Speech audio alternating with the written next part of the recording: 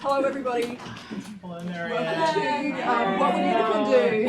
Happy Friday, Marianne. So, in the interest of complete disclosure, the title for this session was a means to keep you interested after a packed session at the intensive. So, while it might look fun and, you know, exploring issues, essentially it's just my way to get you here to do my usual yearly case roundup. But we're going to have fun along the way. So, what would Unicorn do? Now, this arises from a little thing that's happening in the family law teams. If you come into one of the principal lawyers, and I'm now one of the principal lawyers in the family law teams, and you've got a curly question, we consult the What Would Unicorn Do book. And Unicorn gives us an answer. I'll open up today. Unicorn would look after the planet. So, hit it, let's go. Unicorn's got a list. So, what would Unicorn do? Unicorn would go the extra mile. So this has got a very tenuous link to a case called Mattinson and Mattinson. I sort of pick cases out as they come through and I keep them aside because they're interesting. So this one interested me. It was the now retired Murphy delivering a single judgment on appeal from an interim hearing, and I use those quotes advisedly, as you're just about to discover, from a Brisbane FCC judge not identified. There will be extra bonus points. Who can tell me the judge might have been once I start talking about it? But the thing I picked this one up for was that there was some bonus obiter about what to do in an interim in a busy duty list. So the appeal was drafted by a litigant in person. It sounded like the usual shambolic drafting that you get from a litigant in person. He drilled down through a long notice of appeal written in the form of submissions, and he worked out that basically the appeal was about paucity of reasons or any reasons whatsoever in an interim hearing. So there was a short attempt during the course of the interim hearing to engage the judge in determining the matters on an interim basis, but the judge simply gave the matter a trial date about 8 months after the interim hearing and dismissed all of the interim applications. So Murphy found that the judge had failed to embark on a determination of the issues which had been presented for determination, and there was a miscarriage and her decision should be revisited. And he couldn't even determine anything from the transcript of the 20-minute interim hearing to pull any kind of reasons together.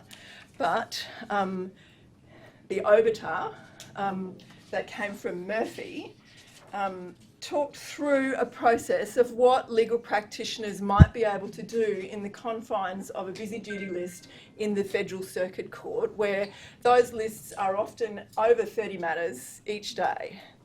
And he said that legal practitioners have a duty to the administration of justice and to assist judges in the process of their decision making.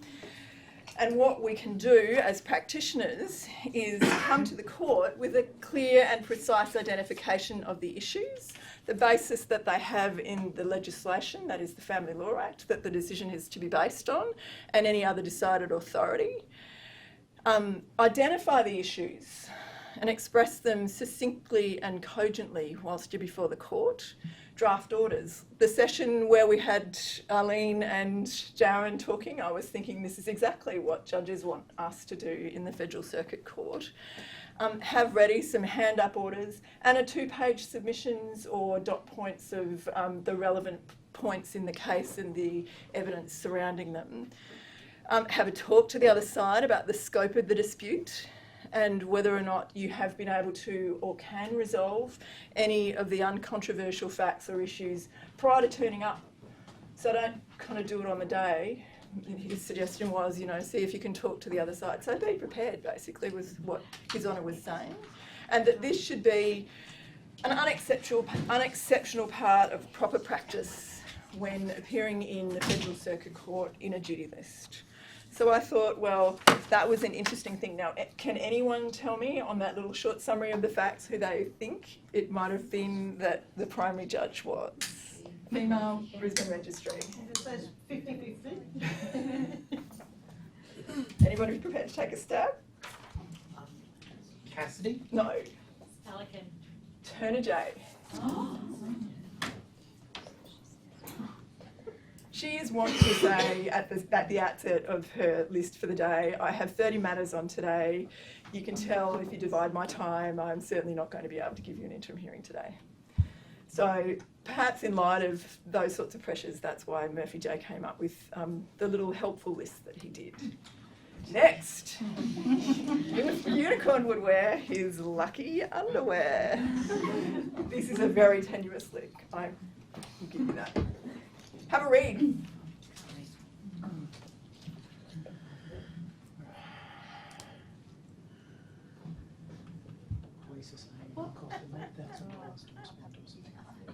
Have you hit the $8,000 yet? Yeah. There was another one for $28,000, which I was not able to get a copy of.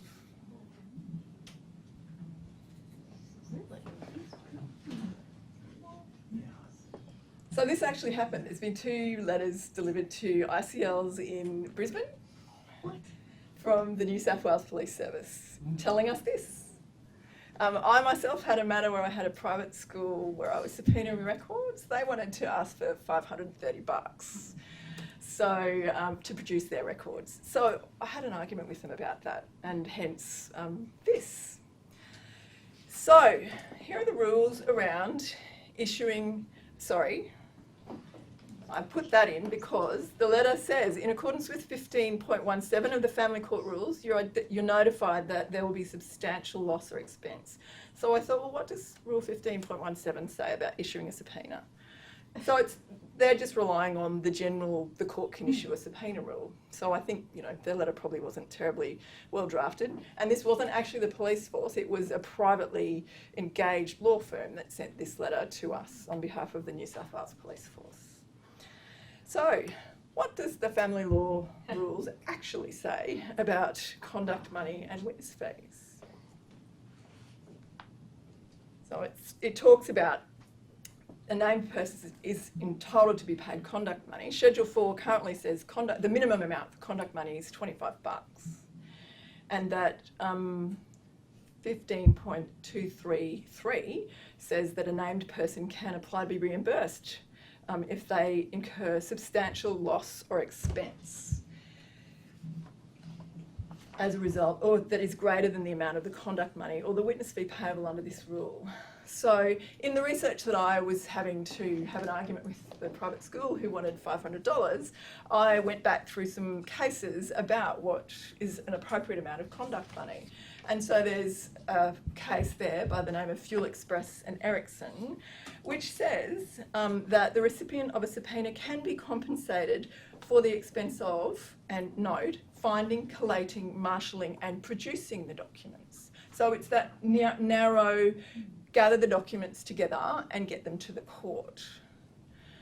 I then went a bit further to see whether or not there was any cases in the family court or the family law jurisdiction, and here comes Murphy J again.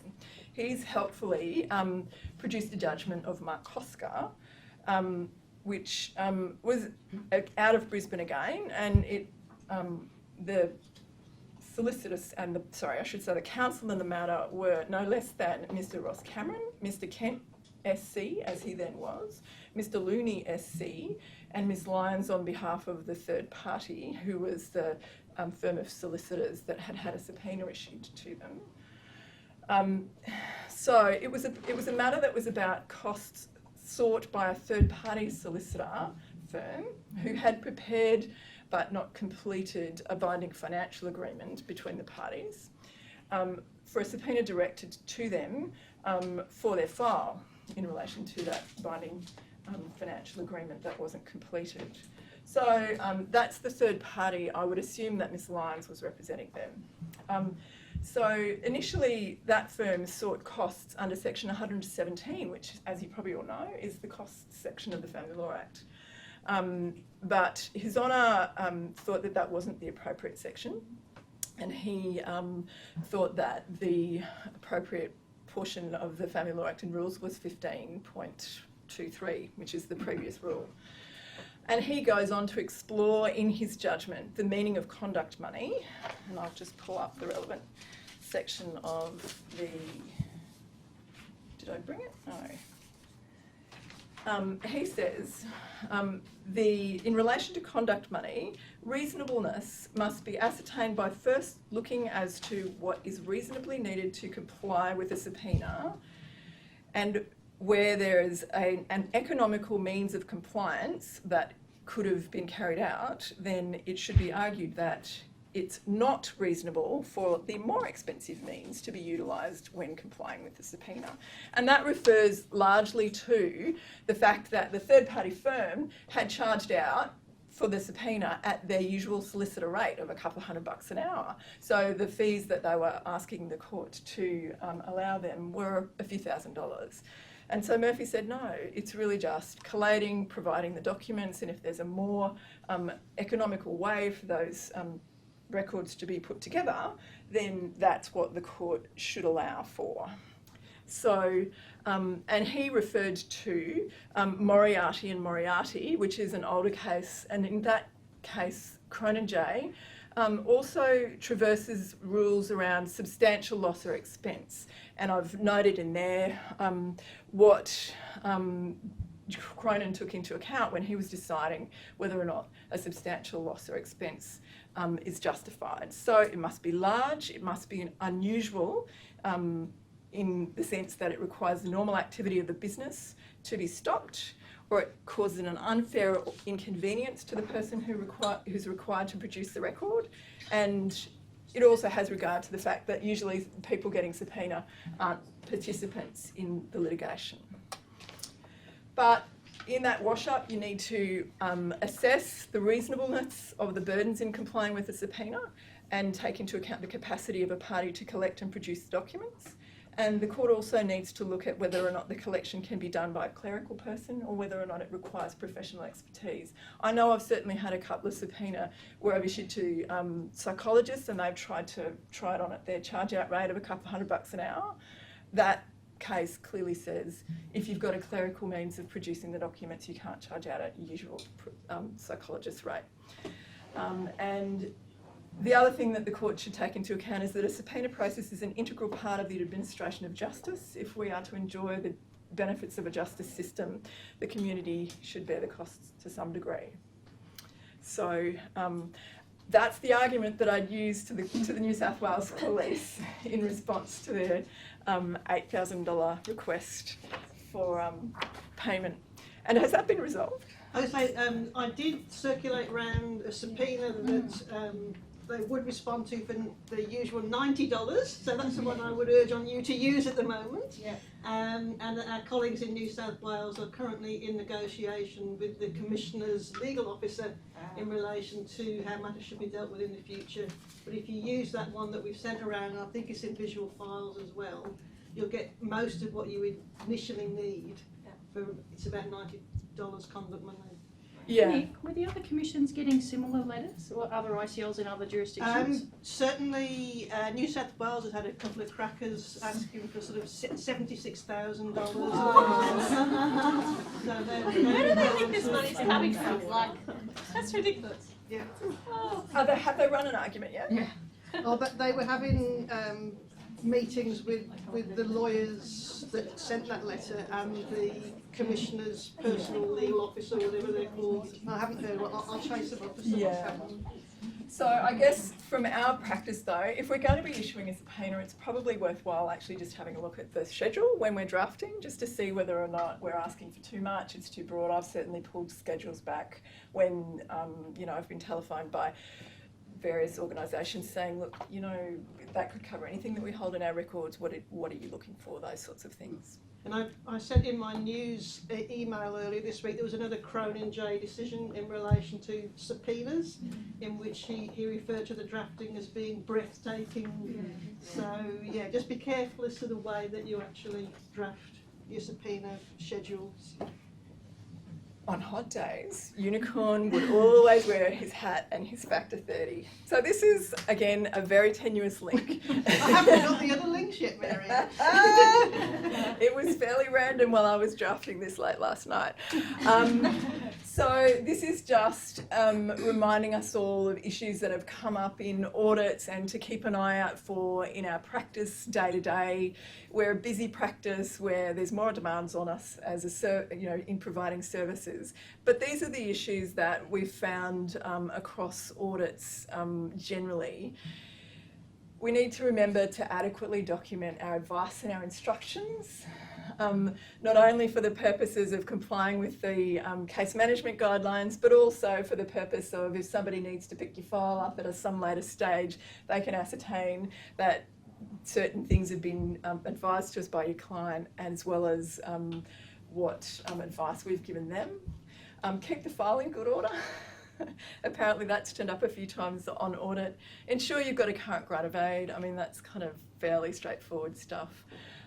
There's been some notes that, we need to ensure that we give frank and fearless advice to our clients about what they're doing and whether or not they may have merit if they engage in a certain course of behaviour. And remembering what LSOs can and can't do. I'm just about to flick over to another slide where I've put up links to case management guidelines and file management standards. Close your inactive files. I don't know if all of you know that, but if you've got an inactive file, it does affect your efficiency figures. So get your inactive files closed as soon as you can. And the other thing that came up, and I think we were talking about Sue, you had a client who was multilingual. Remember to use an interpreter for your affidavits if it's not their first language, and if it is interpreted to them, put the jurat in when you're signing the affidavit, because if your client hits the witness box and you've got a particularly pernickety judge who recognises that, oh, we've just had to get an interpreter for this client and yet I've got a 50-page affidavit from them that is in English and there's no jurat saying that this was interpreted to them, then that's not a great look for you. So remember to use a jurat if you need to. So there's the case management standards and the file management standards for family law. They're long, but worth reminding yourself from time to time. Unicorn would reach for the stars. I think overreach is probably the word that we should use for this one. So the case of Drew and Jensen. I like this case because it was a lesson in what not to do, essentially.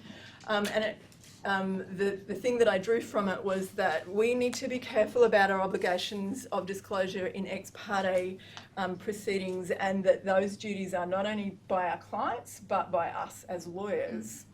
So we do a lot of urgent ex parte applications in our FAST service. I'm sitting looking at you, Amanda. You probably do a whole lot of these and you're probably quite familiar with these things. So Drew and Jensen was a case that was decided by Altabelli in Wollongong. So a husband brought an ex parte application for a recovery order in the local court, so in our local magistrates court up here. He also asked for an order to place the children on the watch list. When he pleaded his final application, so those were the interim orders that he saw, when he pleaded his final application, he said, equal shared parental responsibility, live with the father but substantial and significant time with the mother. So remember that, because I'm going to ask you about where this guy went wrong in a bit. He filed a notice of risk. The notice of risk says he was concerned about the mother's mental health. In recent weeks, in the middle of an argument, she tried to jump out of the car whilst it was moving, and that he was concerned that she might leave the country. The children were at risk of being physically abused and yelled at by her, and that there was family violence perpetrated by the mother against him, which was verbal abuse. So his affidavit supporting that application said that the mother had falsely accused him of family violence. He made some passing reference to having children from a previous relationship, one of which was a 12-year-old, which he currently didn't see, but he glossed over why he didn't see that child. He says he didn't really know where the mother was, so that's why he was applying ex parte. He talked about the mother jumping out of the car incident in a general way. He says in his affidavit, curiously, that he actually holds the passports for the children. He says the mother had changed the telephone number, her telephone number, and so he can't contact her. Talked about arguments, admits to grabbing mother maybe around the throat after an argument. Later on in the proceedings, he also files another affidavit a week or two later, and by this stage the matter's in the Federal Circuit Court. He specifically denies that there has been any call-outs by the police as a result of family violence. The judge comments in the judgment that this affidavit has all the hallmarks of looking like it was actually drafted by the father. And he also specifically denies having ever been incarcerated. You see where this is heading? So the matter finally gets to the FCC and the mother files an affidavit. She gets short service of a subpoena on the New South Wales Police. Go the mother's solicitors. The father gets the ex parte recovery order in the local court. So he goes to the local court, gets the recovery order. The children are recovered to him. The mother, in her affidavit, when she finally gets to file it, says, "Oh, I was texting the father 2 days prior to him filing his application in the local court," annexes all the texts that she was sending him. Then, as a result of the subpoena that they got short service of, the judge elicits in his judgment that the father has a criminal history. Between 1978 and 2003, the father was before the court and sentenced in relation to assault occasioning bodily harm, larceny, breach of a community service order, stealing drugs, possession of a prohibited drug, supply of prohibited drug, unlicensed driving, goods in custody, supply heroin, use heroin, break, enter and steal.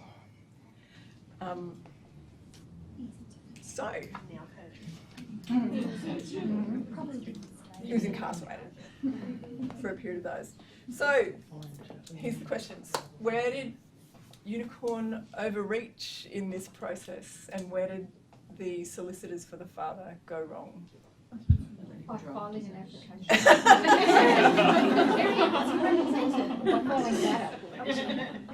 They didn't reality test him. They didn't check anything. Yes. They didn't background check anything. Yes. What Didn't about? provide advice. Yes. And what else? I feel like there were a lot of clues in his initial material. Yes, that that's suggests exactly right. Potentially, like, you know, in the incident where she jumped out of the car, perhaps she was trying to protect herself from him. Yes. And then maybe they would have asked further details about what was going on in the car, try and flesh that out. Yes. Maybe you can explain to him his duty of disclosure. Yes. You're going to have to tell And disclosure around what? the children and his background and anything that's relevant to their best interest. Yes. What might be found on a subpoena? Yes. What I didn't tell you about his criminal history is one of those assaults was against the mother of the 12-year-old child. So disclosure about that. And then what about the seeking of the recovery order? Anybody got any John? Marianne, I'm thinking the solicitors should have made some more inquiries as to whether or not it was actually possible to contact or serve the mother. Yes, well done. That was my next point. Because you should only ask for an ex parte or if you've got no way of contacting them. Yes, yes. And whilst it appeared, at least on the father's initial application, that there was, he swore, no way of contacting the mother, the evidence that subsequently comes out is that she was in text contact with him until at least 2 days prior to when he went to the local court. And shouldn't the lawyers have asked for a location order first? Yes. So that she could be served and then have an argument? Yes. Yeah. And what else about the evidence matching the orders that you're seeking? Yeah. So he says there was a great deal of concern about her mental health, about issues to do with potential for her being the perpetrator of family violence, but he then goes on to plead equal shared parental responsibility, significant and substantial time with the children, despite the notice of risk, raising all of these concerns that might lead you to consider orders which might restrict the mother's time with the children if that evidence bears that out. So, His Honour made some fairly significant comments about solicitors' obligations, particularly in ex parte proceedings, and worked through the case law that I've set out there. Stiles and Bale outlines that solicitors have a duty to the court which extends to ensuring that no evidence before the court is misleading, but particularly so in ex parte applications. And I think Judge Jarrett yesterday mentioned in passing in his sort of blast through property proceedings that there is that extra onus on when we approach the court for ex parte orders that we must not only disclose facts which impact on our client's presentation, but any issues which might, be against us in the other side's potential response. There's a couple more cases there which talk about full and frank disclosure for parties, for ex parte orders in particular. If the party seeking the court to act in the absence of other party and they, in the absence of the other party, fails in that obligation unless they supply information in the place of the absent party. So they actually partially need to make the other party's case when they bring an application in an ex parte circumstance.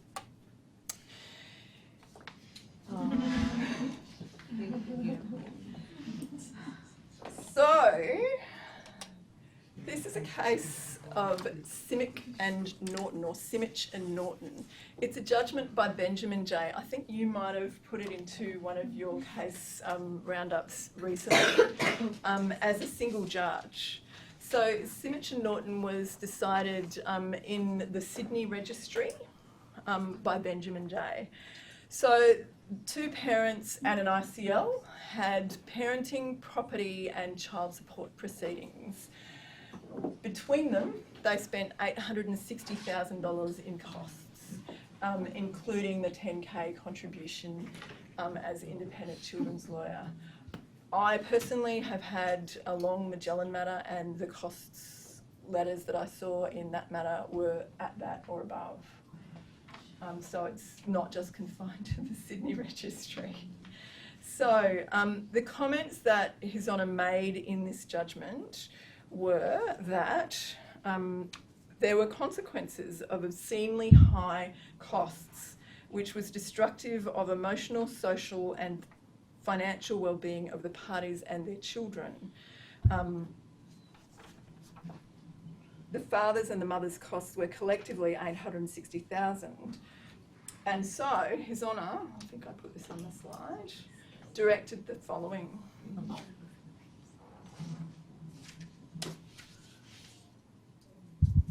He asked the lawyers for submissions before he made those directions. He made comment that the cross-examination and the tone and the content of the correspondence which was annexed to some of the affidavits during the proceedings were inflammatory. Sometimes there were multiple letters sent between lawyers in a day, and they served little or no forensic purpose to further the parties' progress in the dispute. His Honour made comment that solicitors are not to act as a mere postman for their parties, for their clients. It's their responsibility to ensure that the correspondence and communication is necessary in the context of the dispute that they are assisting their clients with. So the judge did ask the solicitors for submissions about these orders that he proposed to make. Unfortunately, the submissions that were made did not ameliorate his concerns and went some way to confirm his concerns about the tone of the solicitor correspondence. So despite being asked and given an opportunity to ameliorate the concerns, they just dug themselves a bigger hole. So it's worthwhile, I mean, we certainly probably don't have that in our practice, but it's worthwhile noting that judges, at least in the Sydney Registry, are prepared to go as far as referring practitioners to the Legal Services Commission down there, to the Legal Services Commission, because of the way that they've conducted the litigation. Unicorn would embrace change. This is thanks to me stumbling across this case. Who has the, oh, let's go back so we don't get the answer. Who has the view that contraventions in children's proceedings have to be dealt with before the substantive proceedings?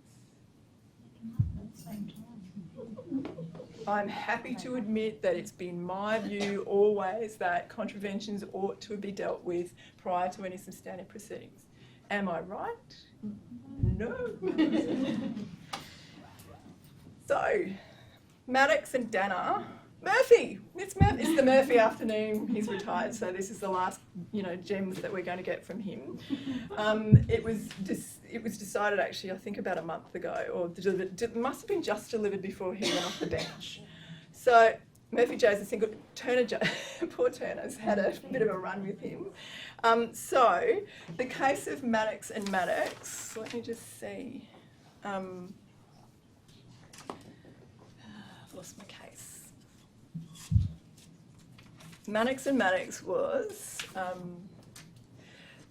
a decision of Murphy J as a single judge after an appeal from Turner J. There was a long history of conflict between the parents in Australia.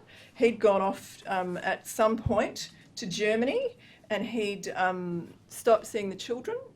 And it comes before Turner J for the return of the contravention and the substantive proceedings. So she adjourns the contravention and the substantive proceedings for the purposes of a family report. And so the litigant in person father decides he's going to appeal that decision because she didn't deal with the contravention. So what does the law say about contraventions and children's proceedings? Sorry, I'll give you the background. Dad's lived in Germany since the 2006 orders, hadn't really seen the children. Murphy J comments in his judgment that there was a troubling history of conflict between the parents, unilaterally removing the child from each other. It was dealt with in a busy duty list, so there's that busy duty list comment again. The central issue that Murphy J looked at was whether or not there was an error in principle in adjourning the contravention. It briefly passed through Judge Jarrett's list, which was interesting. He set the matter down for the date before Turner J for the hearing of the contravention application. So the previous time they'd been before the court was Jarrett, and he'd set it down for the hearing of a contravention application. Jarrett, as is his usual form, made passing comment that he'll deal with the mother for contempt on the next occasion if she doesn't start offering the father time.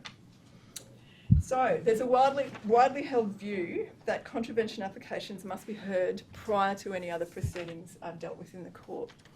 But Murphy J is of the view that this is incorrect. And why? The Division 12A of the Family Law Act is the principles for conducting child-related proceedings.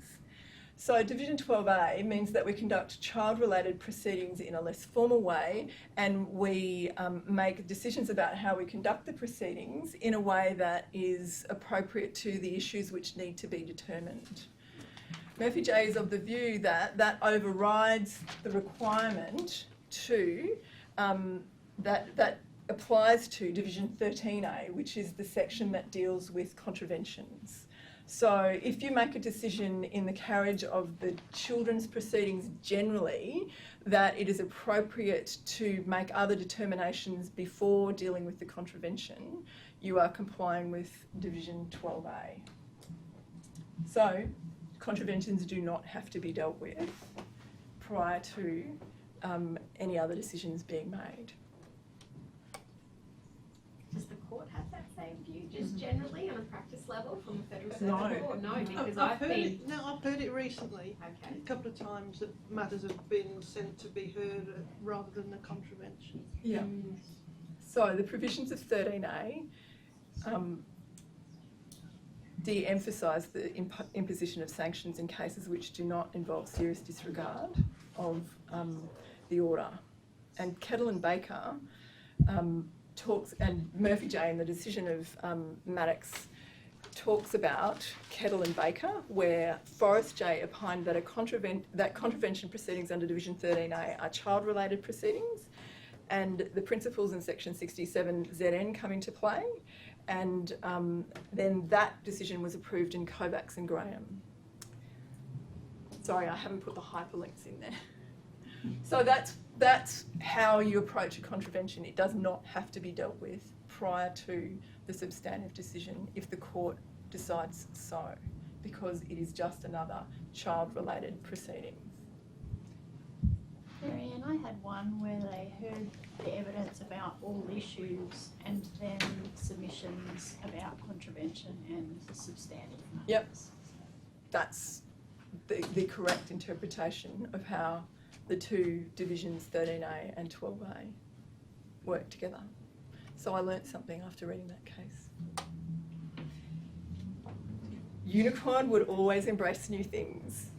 And this relates to Judge Jarrett's property cases yesterday. So I thought I'd put together a bunch of the cases that I frantically took down yesterday while Judge Jarrett was talking to us. There was a discussion about a case yesterday where the first one is Frost and Wooten. That was the one where somebody e-filed at 7:30 the night where the respondent passed away, and it was taken to have been filed the following day, and there was issues around whether or not the case could progress. So that's that case. I found the case of Parrish and Galasio, which is the contemptor that the judge was talking about that was before him this morning for dissipating the matrimonial property.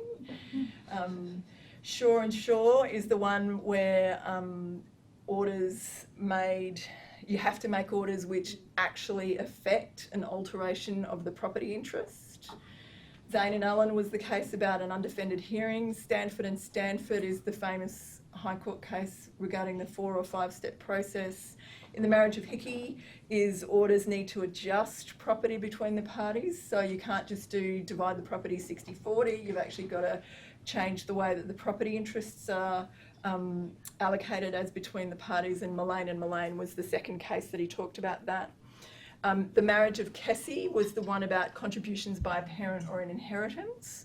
Spagnati, for those of you in DV land, was the one about moving Kennan on so that you have to prove a nexus between the domestic violence actually having an impact in a recognisable way, and there's a nexus to the impact on contributions, and he said that that's recently been dealt with by the full court. Keating and Keating is the recent full court decision which made a consideration of the case of Spagnati for those of you who want them. So, and the last one was, we were talking about custody of a dog. Trying to Remember? upset me, aren't you? Yes. Now I've just got to find this one. So sorry for the guys who were here last year, but the custody of a dog case, or did I bring it down? Is the Downey and Beale. Here we go. So this was a decision of Federal Circuit Court Judge Harmon, and Marianne, I thought it was Downey and Beagle.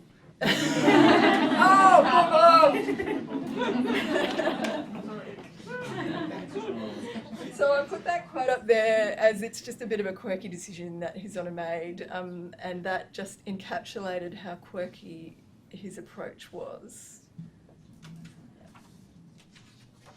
So he meanders through sentient creatures, slaves, women, children, and animals.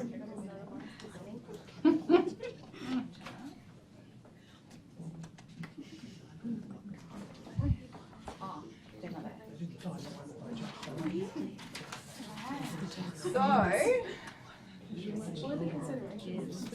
he went on to talk about nothing in the reasons is intended to depart from legal principles, and makes comment about how dogs are such an important part of people's lives. What about the cats? So, The law describes the manner in which the case is to be determined. Name omitted, he didn't even include the dog's name. Is a chattel. Yeah. You've got to de-identify everything. So it's determined by the court as an issue of ownership of property.